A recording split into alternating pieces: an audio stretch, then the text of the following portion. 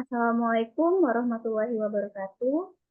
Selamat pagi, salam sejahtera untuk kita semua. Yang terhormat Ibu Riza Kusnia, selaku dosen pengajar di mata kuliah Etika Bisnis dan Profesi.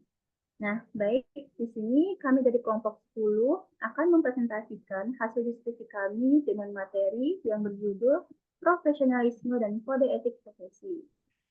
Oke, next slide.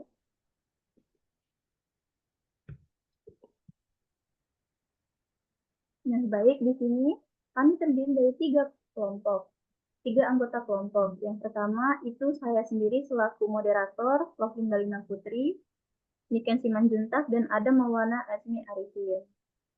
Oke, next slide.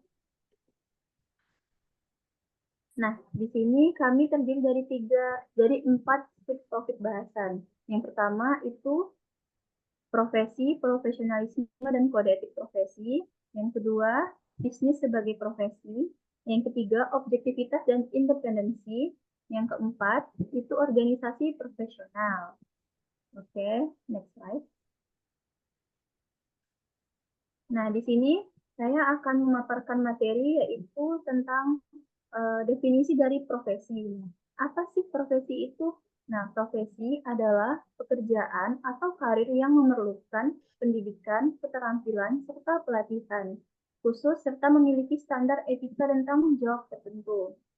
Nah, profesi ini biasanya terkait dengan bidang yang memerlukan pengetahuan yang sangat mendalam dan seringkali diatur oleh badan atau asosiasi profesional yang menetapkan standar dan kode etik yang harus diikuti oleh para anggotanya. Oke, next slide. Nah, di sini ada definisi dari profesionalisme. Nah, apa sih profesionalisme itu? Nah, profesionalisme itu merujuk kepada komitmen, teori, serta paham para anggota suatu profesi untuk meningkatkan kemampuan profesionalismenya dan terus-menerus mengembangkan strategi-strategi yang digunakan dalam melakukan pekerjaan yang sesuai dengan profesinya.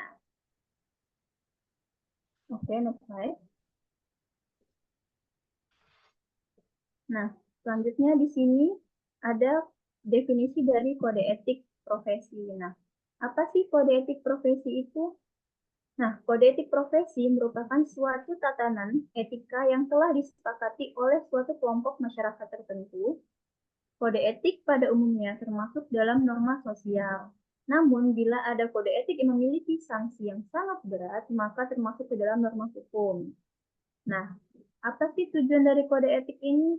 Kode etik ini bertujuan agar profesional memberikan jasa sebaik-baiknya kepada pemakai atau nasabahnya.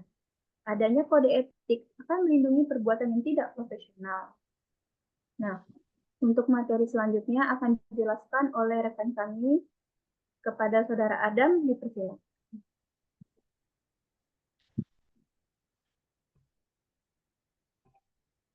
Bisnis sebagai profesi. Bisnis sebagai profesi artinya adalah melibatkan aktivitas-aktivitas yang berkaitan langsung dengan manajemen, operasi, dan pengembangan organisasi atau perusahaan dengan tujuan untuk mencapai keuntungan dan keberlanjutan. Profesi ini memerlukan pengetahuan khusus di berbagai bidang seperti manajemen, keuangan, pemasaran, dan sumber daya manusia.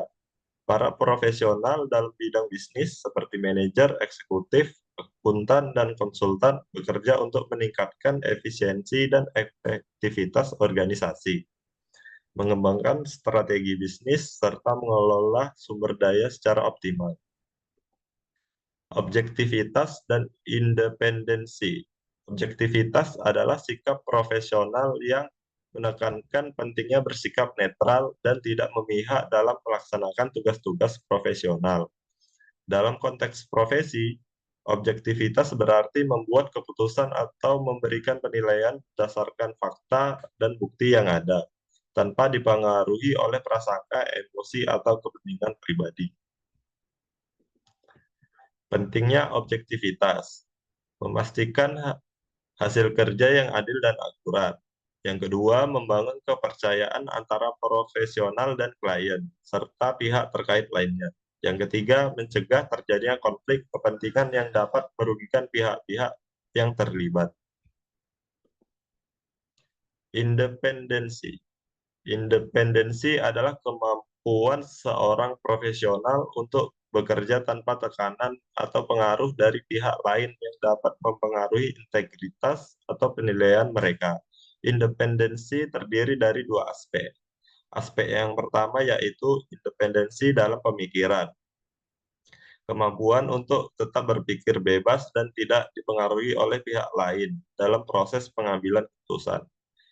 Aspek kedua yaitu independensi dalam penampilan, memastikan bahwa tindakan dan keputusan yang diambil oleh seorang profesional tidak hanya bebas dari pengaruh, tetapi juga terlihat bebas dari pengaruh oleh pihak lain.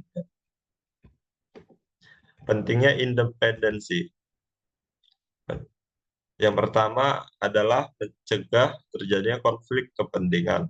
Yang kedua, meningkatkan kredibilitas profesi dan kepercayaan publik. Yang ketiga, memastikan bahwa keputusan yang diambil benar-benar berdasarkan fakta dan bukan tekanan dari pihak tertentu. Organisasi profesional. Organisasi profesional adalah badan atau lembaga yang dibentuk oleh para profesional dalam bidang tertentu dengan tujuan untuk mengatur, mengawasi, dan meningkatkan standar profesi. Organisasi ini juga berfungsi sebagai tempat berkumpulnya para profesional untuk berbagi pengetahuan, pengalaman, dan praktik terbaik.